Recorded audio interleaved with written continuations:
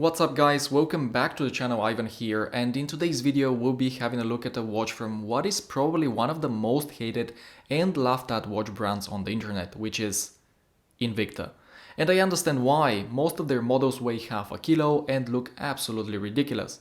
This one, however, this Invicta 1953, it's an exception.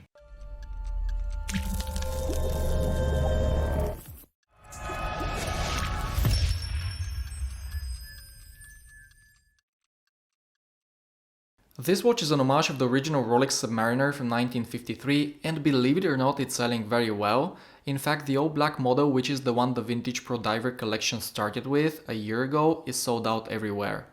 After its success, Invicta released 3 more models with bicolor bezel inserts, and as you can see I went for the blue and black one as I like it more than the others, but there is one with a coke bezel and another one in black and green. I'll leave a link in the description for you to check these out in case you're interested. And at least here in Europe, all 3 are in stock at the moment of recording this video, and they all retail for €145, but you can get a 10% off if you sign for Invicta's newsletter. Now let's start talking about the watch itself. You get a case diameter of just 40mm, the lug-to-lug distance is very compact, 48mm, and the thickness is reasonable as well, 14mm. Finally, the spacing between the lugs is 20mm. And on my 17cm or 6.7 inch wrist, the watch looks really nice and it feels very comfortable for the most part. I'll clarify on that when we get to talk about the bracelet in a minute. Then this Invicta also has a decent weight to it, as it's made entirely of 316L stainless steel, and sized for me it weighs 136 grams. So it's a very wearable watch, and I'm sure it will look great even on smaller wrists than mine. When it comes to the design, there isn't much to talk about, zero originality, as it looks pretty much exactly the same as the Rolex Submariner from 1953, as already mentioned in the intro of the video. Behind the flat mineral crystal you get the same gilt dial with printed loomed indices, and you even get the same pencil hour and minute hands, as well as the lollipop tip second hand. The only thing that's different with this particular reference is the bezel insert, which is black and blue. But we all know why Invicta chose these 2 colors exactly, right? By the way, I didn't expect the coin-edged bezel to be that good. It's aligned and its action is excellent with minimum backplay. Plus it's significantly better than my Seiko Zimbet 12, which is a much more expensive watch, so I'm very impressed with it. And let me just say a few more words about the dial. It's very legible, the printing is sharp enough, and I really like how the minute and second hands extend all the way to the end of the minute track, and I love the fact that there is no date window, which makes it a nice grab and go watch. I have just one complaint, and that is the lume, but that's to be expected for a watch at this price point. I wouldn't say it's terrible, but it's not very bright and it fades away quickly. That applies for both the hands and the hour markers. In comparison, my slightly more expensive Orient Kamasu does a much better job in the dark. Moving on, the build quality is surprisingly good for the money. The watch case feels solid and is water resistant to 200 meters thanks to the screw down case back and screw down crown. The finishing is better than you would expect. The top of the lugs as well as the sides of the case are brushed, and there is this beautiful polished beveled edge that separates both surfaces. And you know guys, besides the Rolex 1953 sub, this Invicta's vintage design also reminds me of my Tudor Black Bay, which is my favorite watch, as many of you already know. And to be honest, the Invicta doesn't look bad at all next to my €3,000 Black Bay.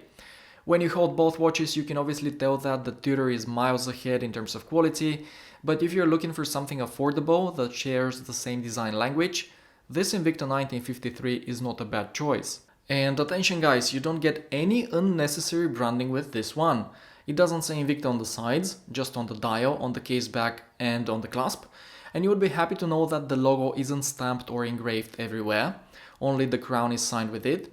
Can you believe that? I mean, it really looks like Invicta wants people to wear this watch. Mind-blowing, right? And that brings me to the question of the day. Do you own or have you ever owned an Invicta? Which one? And what's been your experience with it? Leave me a comment in the comment section below. The biggest drawback of this Invicta is without a doubt the bracelet, as it feels a bit cheap, but that's to be expected from a watch at this price point.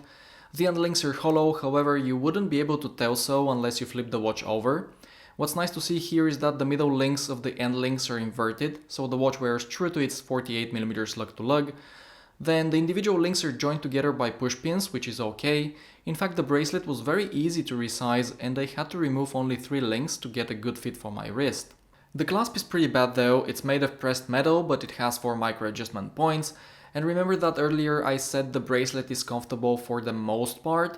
Well, that's because this bit of the safety latch here will occasionally dig into your wrist, depending on how tight you like wearing your watches. To prevent that from happening, I had no other option but to wear the watch a bit loose. On the bright side, the bracelet looks good, it's well finished, but if you happen to hate it, you can always replace it with a nice rubber band or a strap of your choice. Next, let's talk about the movement, which can be seen through the mineral crystal display case back. And just like most other automatic watches below €300, this Invicta 1953 houses a Seiko NH35. It really needs no introduction, 24 joules automatic plus manual winding and hacking seconds. It beats at 21,600 vibrations per hour and it has a 40 hours of power reserve. The NH35 has a date complication, therefore you do get a ghost position, although there is no date on the dial. That's not a first for me, so it doesn't bother me too much. I actually quite like the NH35 as it's reliable, durable, and it keeps good time. It's nothing special to look at, but the signature yellow Invicta rotor is a nice touch in my opinion. Once again, for €130 or so, it's a nice watch. Most people wouldn't go anywhere near it just because it's an Invicta, and I get it, 99% of their watches look obnoxiously tacky. This one, however, it doesn't. I can wear my Tudor, my Omega, or any of my G-Shocks today, and then this Invicta 1953 on the next day. So I really think it's worth getting it. Obviously there are alternatives for you to consider, such as the Orient Kamasu. It's a great dive watch, it costs just a little bit more, €200, but it has a gorgeous dial, excellent lume, and a sapphire crystal. Plus you have the option of adding a strap called bracelet later on, which really takes it to the next level. Then if you're into vintage-inspired homage watches, let me suggest another favorite of mine real quick, the Ocean X Shark Master. It's more expensive, €360, but the build quality is outstanding. It's also a bit bigger, the case diameter is 42mm and the thickness is 15.3mm. You can check the full review of this one by clicking on the pop-up banner above. Anyway, to recap, this Invicta 1953 is a nice, affordable and very fun watch. It may not feel premium or luxurious, but it's probably the cheapest decent watch that can give you that vintage/modern look of a Tudor Black Bay, which I think is pretty impressive.